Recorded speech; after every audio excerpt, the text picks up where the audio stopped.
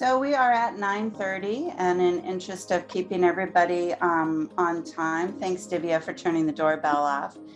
I'd like to take this opportunity to welcome everyone to the second edition of the Winning View.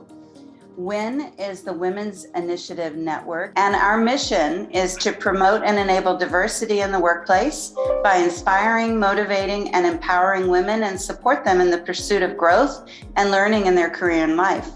Our charter is to establish mentorship programs and events for women employees at all levels to share learnings and create a supporting environment to overcome challenges and provide guidance for individual and collective growth. And we've created the Winning View here to showcase and invite women leaders throughout our industry to come and share their experiences with us. So with that, I appreciate everybody joining us today. I'm going to turn it over to Divya for the introductions. Thank you. Thank you, Trace. So we have Punita with us. She's going to be the anchor for us today. So I'll ask Punita to come and introduce herself and introduce Shirley to the audience. Sure. Thank you, Divya. Good morning, good afternoon, and good evening to all CSS Corp employees joining us from various parts of the world today. I'm Punita, and I'll be your host for this session.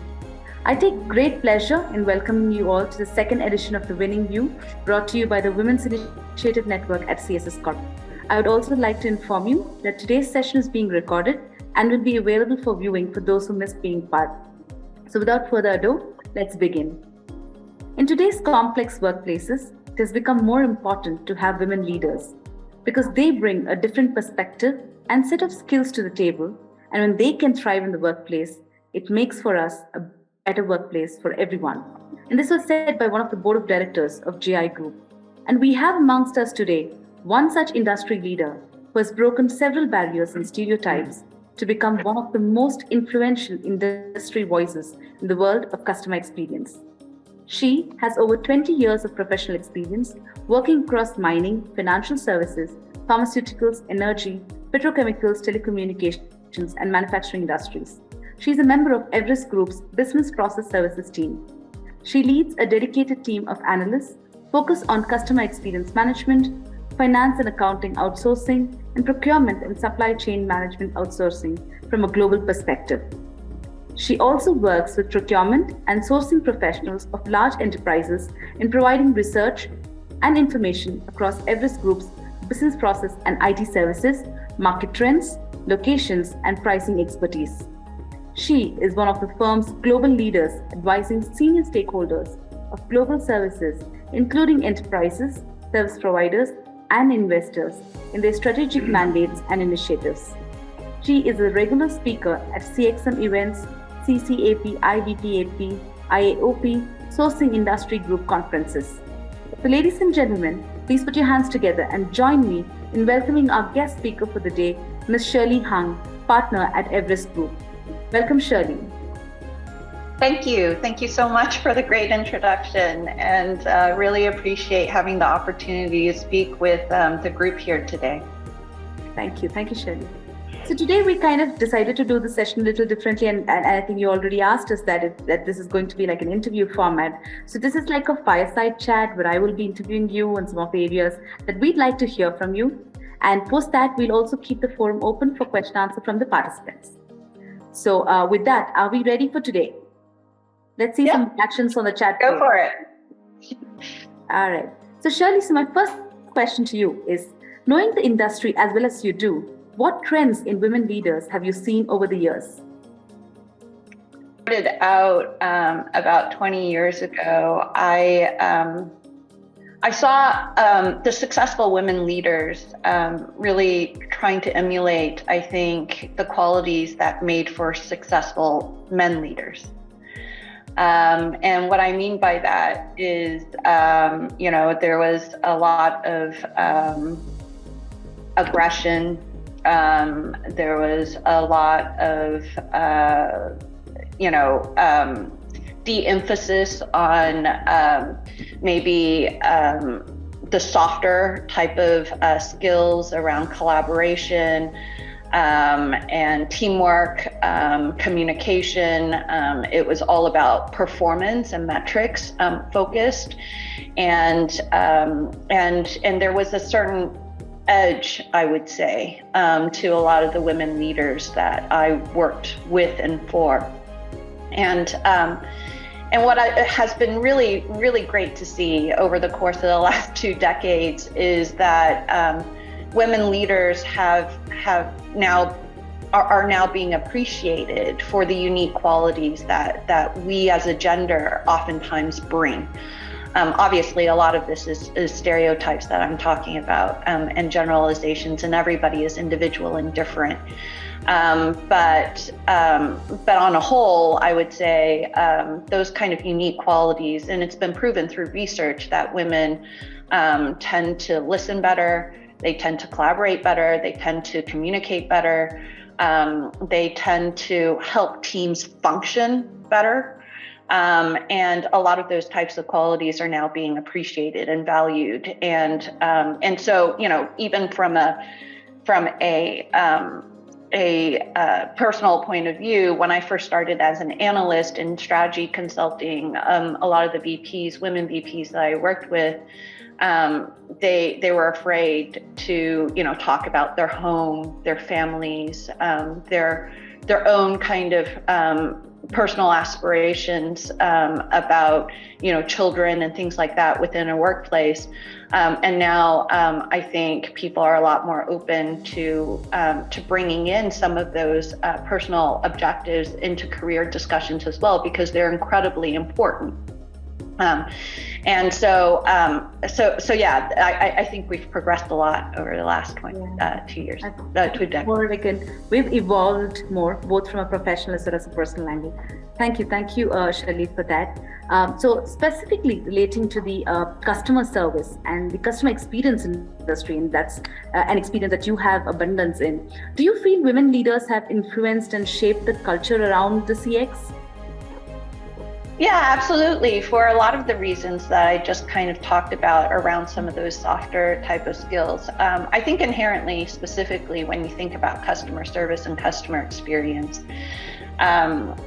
we are seeing a trend towards trying to improve customer experience, and from a contact center environment, that's shifting from very traditionally a very cost and based view to more of a strategic business outcome driven view, and that means actually shifting to more of a customer experience mindset.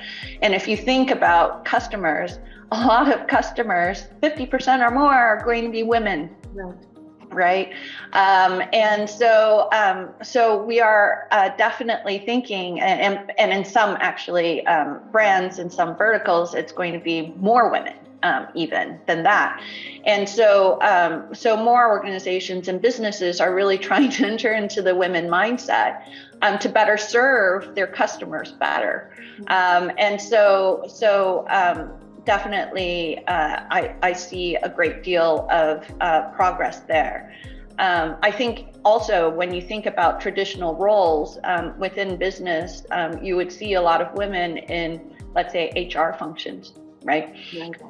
Or some of the other enabling kind of functions, you'll see a lot of women. But now more and more, particularly in the customer experience industry, we're seeing business leaders being women. So having very significant roles to play when you are interacting with clients and trying to drive P&Ls and business growth. We're seeing a lot of very prominent women leaders, both on the buying side, and the brand side, but also on the provider side as well. And so yeah, that's really great to see. So I think it's about how we have been able to understand women who are the customers on one side. On the other side, it's also how women have become more and more customers, and not just people who are at the fag end of the the entire supply chain cycle. It's about how we are in the forefront. I get what you're saying, right? So moving to the next question that I have for you, Shirley, is what's one leadership lesson that you've learned and mastered over the course of your career? I think it's for me, it's about actually enabling others to be the best that they can be. Mm-hmm. And I think if you use that as your mantra or your mindset in whatever that you do, I think I can end the day feeling quite proud of myself, right? And sometimes that means it's a hard conversation, right? Because the best that they can be may not actually be possible in the role that they're currently in, or even in the organization that they're in now. But ultimately, you are trying to make decisions. You're trying to help them with their own best interests in mind, right? But sometimes, and most of the time, I would say, there's a great deal of leeway and flexibility in trying to understand how to create an experience for your team members, such that you are eliciting the best out of them, and that means actually customizing the way you work with them too as a leader, right? You don't apply your own kind of leader profile and you ask other people to adapt to that. There's a bit of a meeting of both sides. You have to give a little, they have to give a little, and so forth, but you wouldn't manage the same person and different people in the same way, right? But for me, yes, that's the leadership lesson that I have, is really focusing on the individual, the person, and what is best for that person, and how can you play a part in that. And I would say that that's not necessarily just constrained to leaders. It's also for your peers. It's also for your friends, your family, as well. But obviously, if you're in a leadership position, you're better able to influence some of those dynamics. And I think it's not restricted to any gender as well. So enabling people leads to empowerment, and any organization would do really well with an empowered set of employees. Awesome. Thank you for that, Shirley. Now, while we're talking about leadership and women leaders, how do you think women can navigate the power structures, right? And especially when you're early in your career, it's a different dynamic, and then later in your career, it's very different. So because when you start off, you're looking up to leaders, you're looking up to becoming one of the leaders, and when you towards the later part of it, you are in a formal leadership role. So how do you navigate the power structures and the dynamics of that? Yeah, it's a really interesting question. I've always been surrounded by a lot of males. I went to an engineering school and I majored in engineering, so 80% of my classmates were male. I served, the energy and petrochemical industry, and it's very, very male dominated. And even in outsourcing itself, we're evolving, we're changing, as we spoke about earlier. But as a whole, within the business environment, it's very male oriented. And I say that because the power structures are then being set by males. And so I've learned over time that when you're in the early part of your career, you do have to exhibit a lot more flexibility. Right. And what I mean by that isn't that you need to compromise your values or your sense of integrity. That you should never do. If you ever feel like you're being pushed into being somebody different than yourself, then you're in the wrong place, because there's going to be other places that are going to value you as who you are. But when it relates to actually maybe adapting some of your work styles to others, I think in a junior role, that's something that I tried very hard to do. So whenever I worked with a new set of people, whether it's a new project manager or some peers, I try to understand them first in terms of how they want to work. And I interviewed others that worked with them in the past. So I said, do they tend to like more detail or less detail? Do they tend to like, the solution more developed before I share it with them, or do they want to be part of that process, right? And while there's a natural way that I like working, as a junior person, you tend to want to to be successful, you tend to need to step a little bit further to try to adapt to the way, your project leaders and team leaders would like to do things as well. Over time, as you enter into more senior type of positions, then you're able to incorporate more of your own preferences into that dimension, because you are now tasked to manage a group of people. And so going to a place that you feel comfortable with oftentimes means that you can be more effective in managing others. But that being said, just going back to my earlier point, not everybody can be managed and led the same way. And so I do think you have to reach some type of common ground. Right.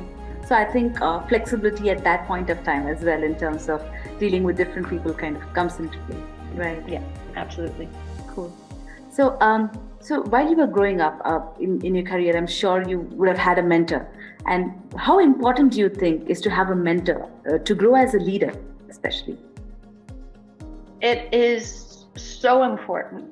For my own personal experience, it was absolutely life-changing to have found a mentor that I really looked up to, both professionally and personally. I'll give a personal experience story on this. Sure. About 10 or 15 years ago, I was presented with an offer to join a company, and I had already been on secondment for Rio Tinto. This is the mining company, for a period of time. And the reason why I was brought in actually was because they were going through some reorganization and emerging of two large companies. And so they were trying to determine what the best leadership structure was. And the head of Total Rewards, for the new head of Total Rewards for the combined entity, had a choice in who to appoint as the global head of compensation. And she chose to appoint a woman who was 8 months pregnant, who was based in London. And it was a promotion for her. So it wasn't, she wasn't in that role before.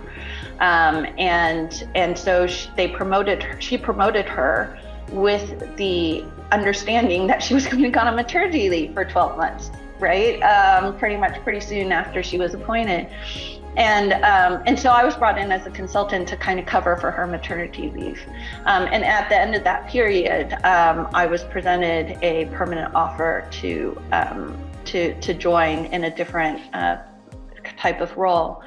But I say this kind of story, I always kind of say that because it takes tremendous courage, leadership courage for Jane to have appointed, Mickey into that role.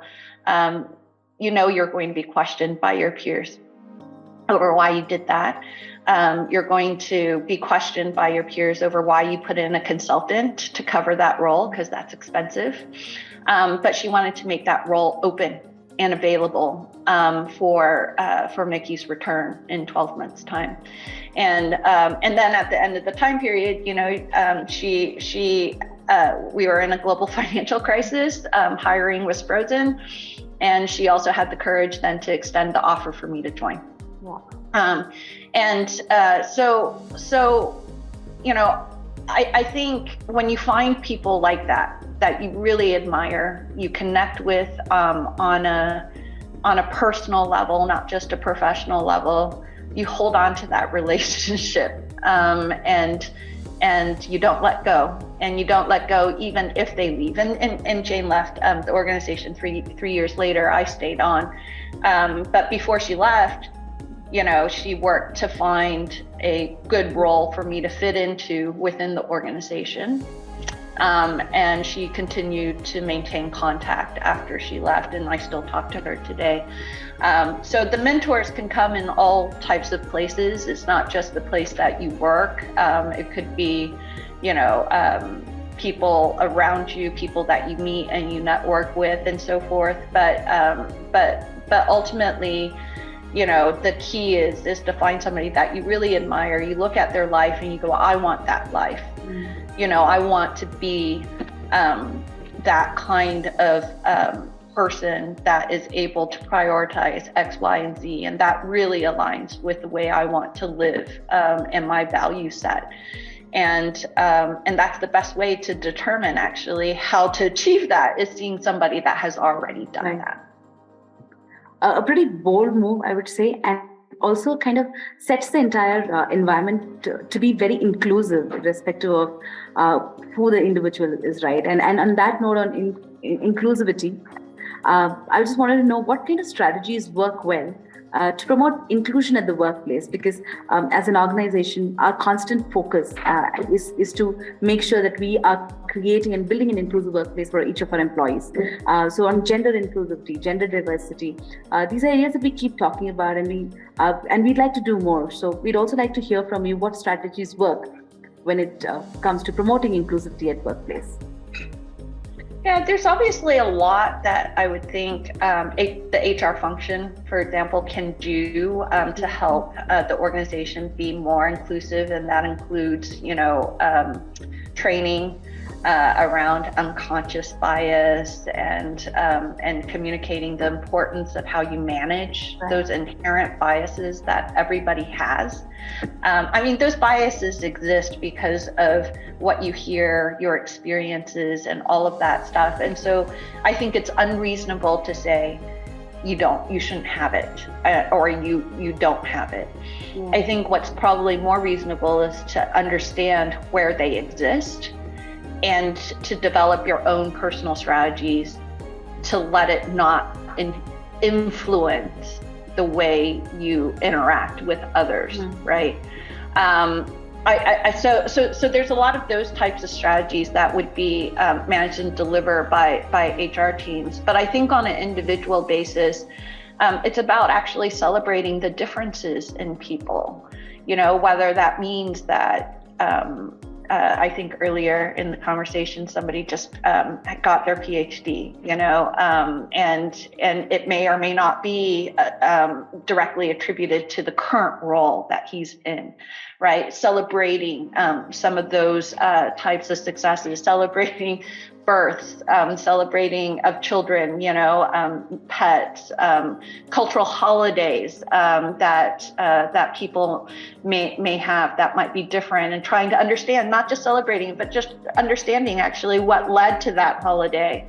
Why is it meaningful? How do you celebrate it? I think we are so fortunate to work in a global industry where you know we're talking across oceans right now, and this is such a rich opportunity for us to really understand each other, and our backgrounds, our experiences, and our own individual experiences that we bring into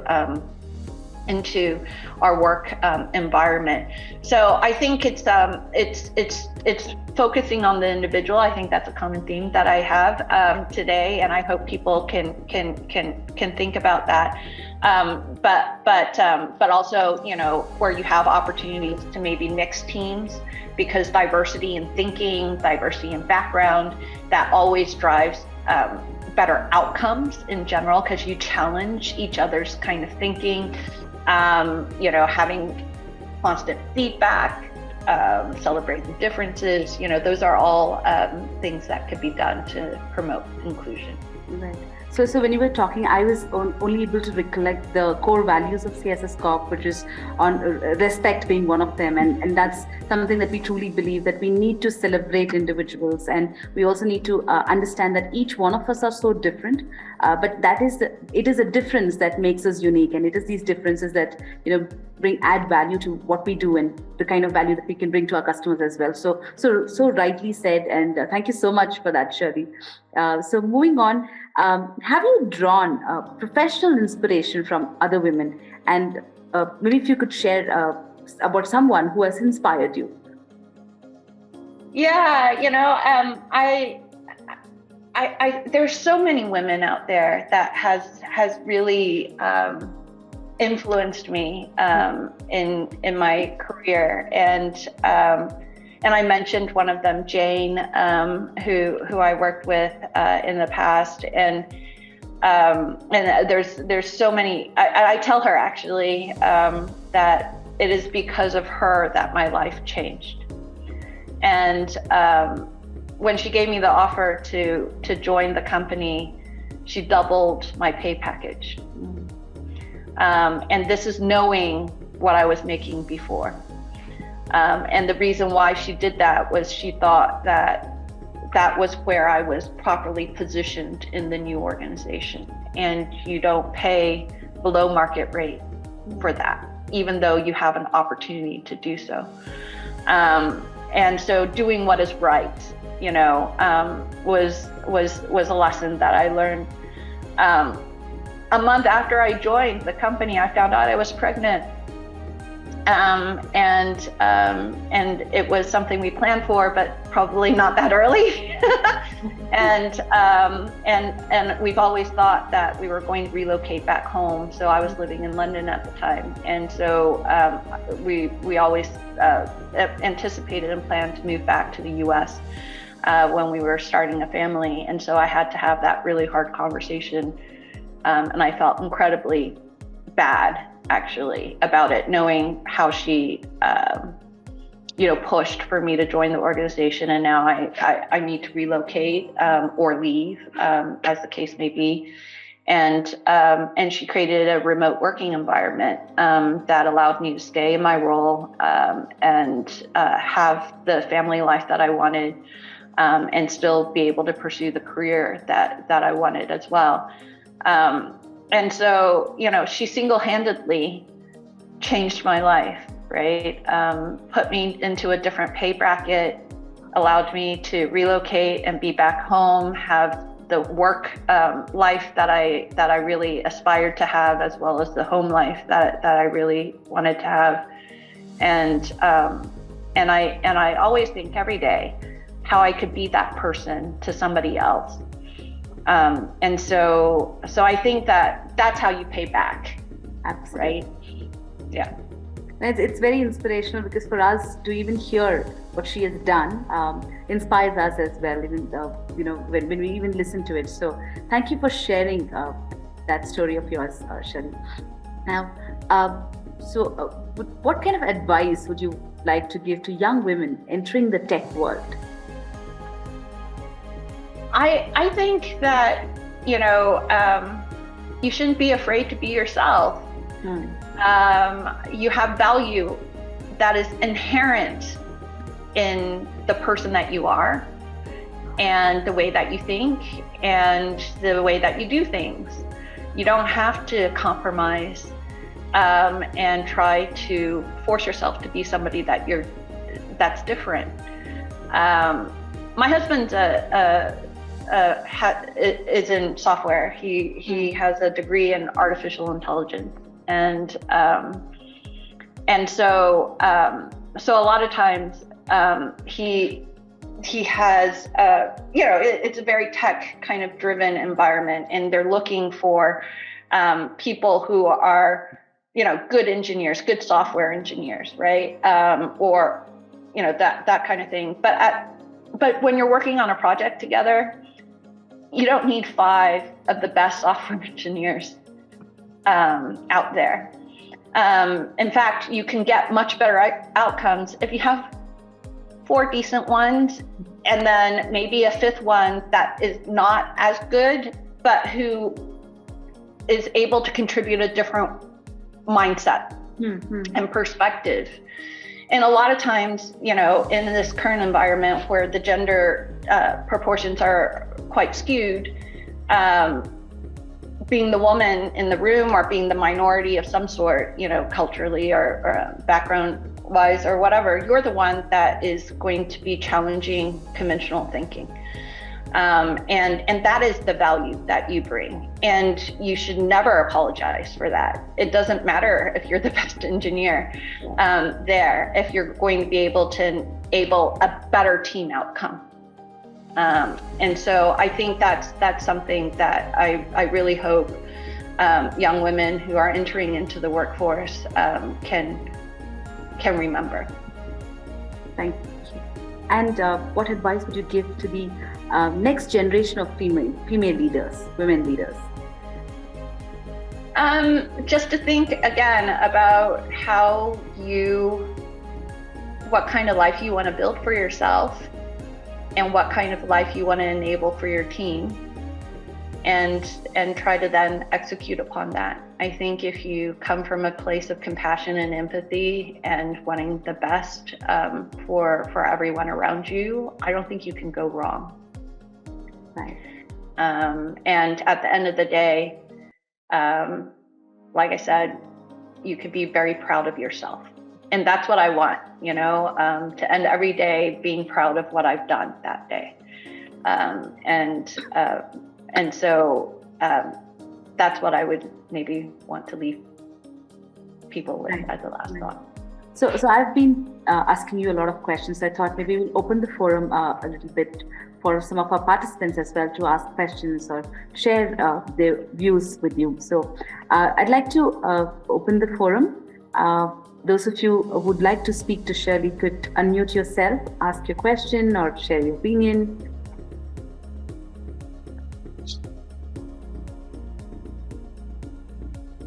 Yeah, Punita, I can go first. It's Arvind. I'm out of Dallas. Surely you already have a Zen-like quality. I don't know how you do that. And no, is there a trick to it? We would like to learn it from you. I'm actually in Dallas myself. I don't think it's a drinking water, but. No, I appreciate it. Thank you for the feedback. I think it just comes from a lot of experience, a lot of mistakes, a lot of self-doubt, and then realizing that everybody has those doubts. It's not just you, and that everybody makes mistakes. It's not just you. And as long as you learn from those mistakes, then you're always striving to make yourself a better person every day, then that's all you can really ask for. And so yeah, it took some time to get there, but I appreciate the feedback. No, well said. So my question, Shirley, is, a lot of people talk of mentorship. And when I started my career, right, I see how mentorship was important, and it was also given some value in the corporations. But as I, during these days, I kind of feel that mentorship has, maybe it's my perspective, it's waned away. And you have a very interesting, and it's a very, solid story on mentorship. So my question is, what made your mentor be invested in you? What did you do, and what do you think that why was he so invested, or he or she so invested in you? Sorry if I'm putting you on spot, but very curious about that. Yeah, I think it's obviously, you have to perform, right? You have to demonstrate value in the work that you do, and also in the way that you connect with somebody, I always, an unspoken kind of objective of mine is to want to be a person that people want to work with. Whether it is leaders, or whether it's my peers, or whether it's people I manage, or my clients. I always want to be somebody that they want to work with. And that comes from the way I work, and it also comes from what I deliver in my work. And I think if you focus on that, then people, as well as picking mentors that you connect with at a personal level, then a lot of times people will want to invest in you. I think ultimately, mentors can come from all kinds of places. Like I mentioned, you don't have to wait for a formal corporate program for mentorship, I think most people want to help each other out. And most people will find it incredibly gratifying to know that they made a difference for you, or they can make a difference for you. And so if you see somebody that actually fits a certain profile of what I talked about, which is what you aspire to be, or that you admire certain things about them, you should feel free to reach out to them and say, can we have a coffee sometime and see where that goes, right? Or can we have a chat? I'd like to get your point of view around something, you know, and see where that goes. And I think for the most part, you'll be very pleasantly surprised that you'll get more yeses than nos. True. No, it's a good reinforcement. I appreciate that. Yeah, I would say, you know, tap into your larger network as well. I have ongoing conversations with people that I've worked with, you know, years and years ago. And it's not just mentoring them. I get a great deal of growth and learning from those interactions as well. And so I think a lot of times people who are in mentoring positions will realize that too. And so, like I said, I think they'll encourage that interaction if you reach out to them. No, certainly. Actually, you know what? It's a simple point and it's a good reinforcement. It reminded me of one of Steve Jobs' story, right? He was 11, he called Hewlett Packard, you know, I forgot the name, the founder of HP, asking for a chip, and he was pleasantly surprised. He responded and helped him out. So the first step is to reach out. Makes sense. Thank you. Thank you, Arvind. Shirley, we have a question on the chat. This is from Vivian, and you would like to know, what is the legacy you'd like to leave behind as a woman in the analyst and research industry? Oh, that's a good question. I think specifically as an analyst within the CXM industry and within BPS as a whole, I would like to leave behind, you know, I would like people to value, obviously, the insights that I provide with the research that we do here at Everest Group. I would like them to come away with every conversation that I'm a part of with something new that they maybe haven't thought about before, or maybe not thought about in that kind of way. Ultimately, in the work that we do, we try to drive maturity of outsourcing, and the reason is that as maturity progresses, the value that is generated back to businesses increases as well. And I think we all have a hand in doing that. We're all trying to accomplish that as an objective, both on the analyst and research side, and also you as providers, and also your clients, you know, as buyers of your services.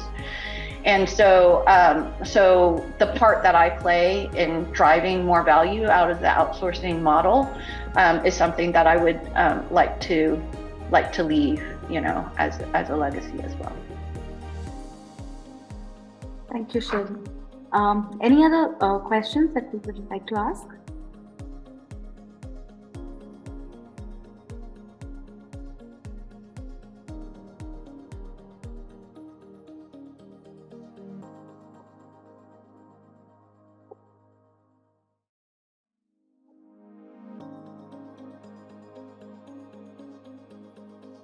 Right. I think it's a very quiet audience today.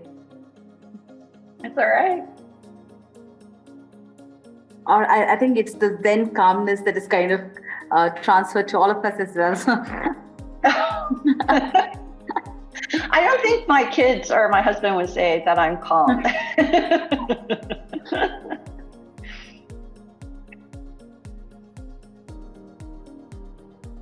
All right, I think there are no more questions. But yeah, Christina here puts it on the chat. She says no questions, but it was great to hear from you.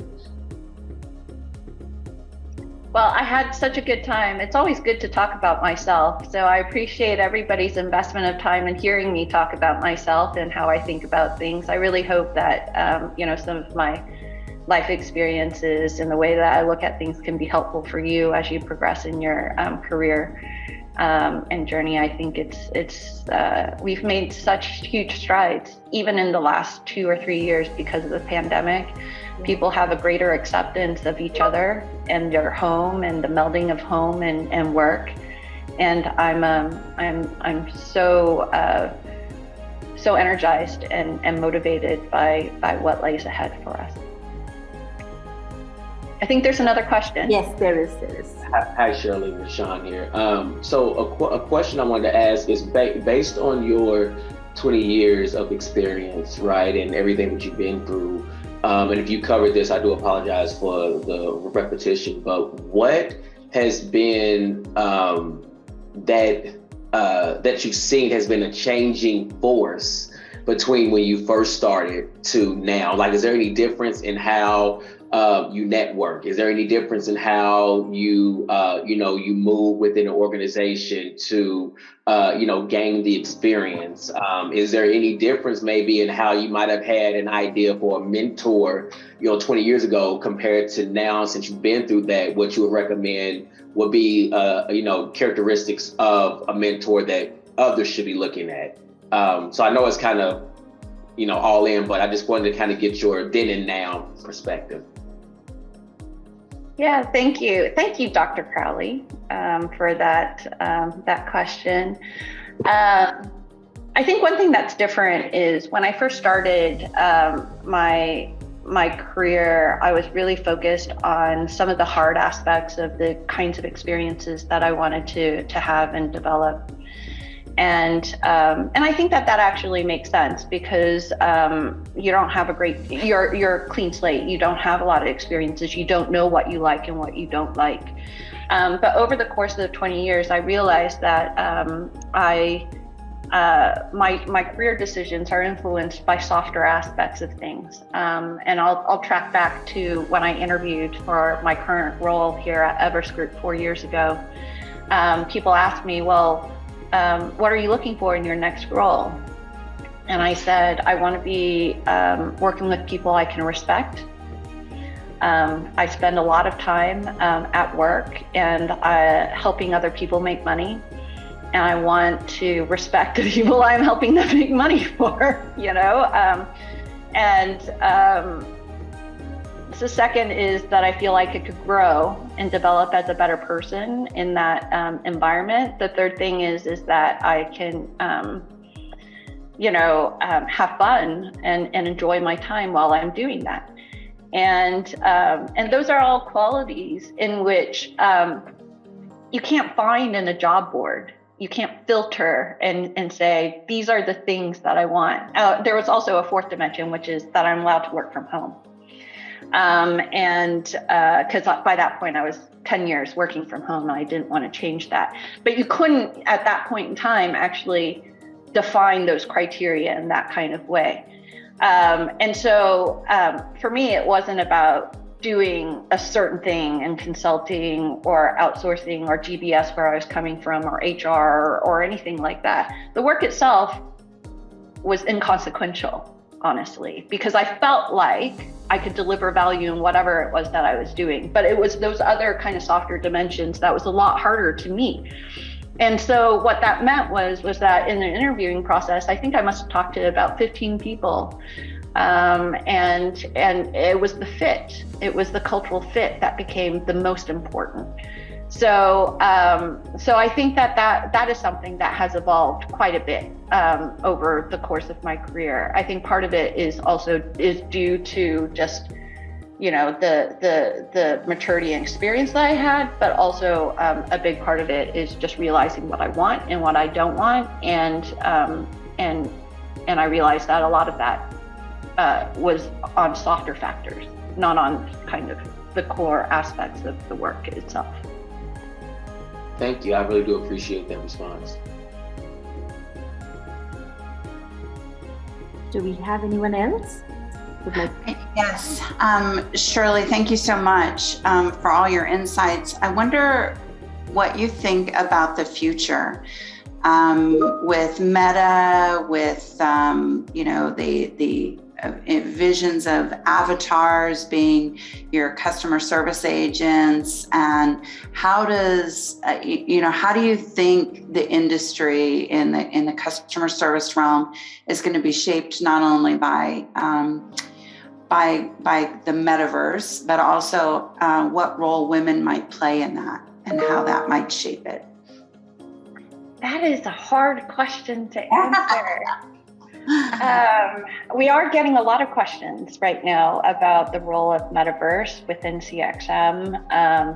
I think that I had a recent conversation yesterday about this.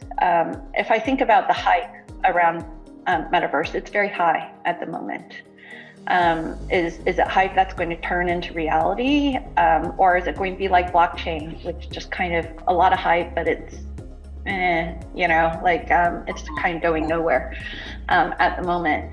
I actually think that it is more likely to result in something quite meaningful and disruptive compared to blockchain. There's a lot of inhibitors of broad scalability of blockchain, which you don't actually have in the metaverse. And being able to leverage that in a very different kind of way. So I think it's still yet to be seen in terms of how things are going to progress and how long it's going to take. But there's a lot of investment that's being made at the moment in that sphere, including by ourselves. I think we just recently published a report for trust and safety in the metaverse, so content moderation type of activities. And we are in the process of doing research about specifically customer experience management and customer support in the metaverse, which we hope to have a paper out soon before the end of this year. So it's, I would say, more reality than hype, I think. And I think it can have real potential to be hugely disruptive. I think it's just the way that people like to interact with each other these days. We're all virtual, right? And if there's a version of myself, my avatar, that's like more beautiful and more Zen-like than I am, great, I'm all for it. Or one that's thinner, right? Or thinner, or like flowers and more purple hair. I don't know. Yeah. So Shirley, we have a question on the chat as well. This is from Karen. She says, being a young leader and working with different individuals from the organizations at different levels, I've always been having this imposter syndrome, and I always question if I'm doing well. What advice would you give to someone like me? First off, I think you should embrace the fact that you're always striving to do better. I think everybody should have that kind of mindset. I think you should be self-aware, you should be self-reflective, you should always think about, well, was there something that I could have done better? I think that's absolutely fine. I think where it becomes crippling is that if that's all you do, is you keep on revisiting and lamenting and being very regretful about the things that you didn't do. I think that to overcome that, you need to focus on, well, what is next? How can I take that experience and how can I actually make the next experience better? And you need both parts of that. For people who are always focused on the what next, they're not self-reflective and self-aware enough. And we all know people like that, and they have no idea what they did wrong. And what they can do better. So you need that aspect of things, but don't stay there, because that doesn't help anybody. You need to actually, and much less yourself, you need to think about, well, what am I going to do next? How am I going to make that a learning experience? Because as long as it's a learning experience, it's not a wasted mistake. A wasted mistake is one where you don't learn from it. You don't change how you do things the next time around, But I would say, embrace the imposter syndrome. I think it's fine. It's fine. It's absolutely great to actually be, reviewing how you could do better. Just don't let it, prevent you from actually doing better. Right. Thank you so much, Shirley. I You were such a sport responding to all our questions, and it was a pleasure interacting with you today. May I now invite Vivian Gomes, our Chief Marketing Officer, to give the formal vote of thanks. Vivian, over to you. Absolutely. Shirley, on behalf of CSS Corp and everyone on this call, I would like to wholeheartedly thank you for sharing your journey and enriching experiences with us. I'm sure many of us have deeply internalized some of these perspectives. Some of your stories and examples have been very inspiring, especially for youngsters. I mean, I personally love the example of Jane, who promoted someone who was 8 months pregnant. I mean, absolutely fascinating story. So from all of us, Shirley, wishing you the very best in your journey ahead. And thanks once again. Thank you for the opportunity. I really enjoyed it and wish everybody, the best in their career journeys. Thank you.